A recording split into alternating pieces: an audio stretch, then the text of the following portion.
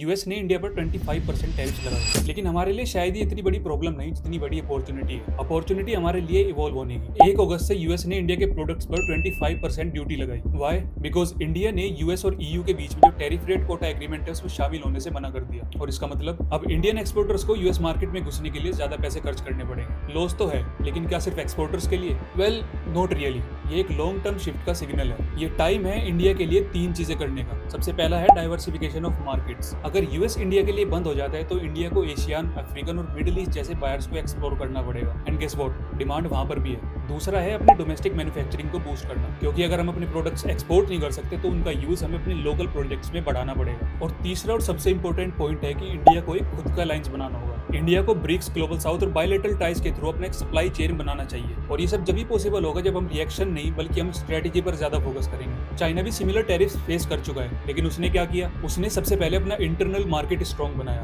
दूसरा global south पर focus किया, और चाइना ने फोकस किया अपनी लो कॉस्ट मैन्युफैक्चरिंग पर, जिसमें आज वो अनबीटेबल बन चुका है। और इंडिया के पास भी चांस है ऐसा कुछ करने का। आपको क्या लगता है कि इंडिया के लिए सिर्फ लॉसेज है या फिर इंडिया इससे बाहर आ सकता है? कमेंट्स में जरूर बताएं।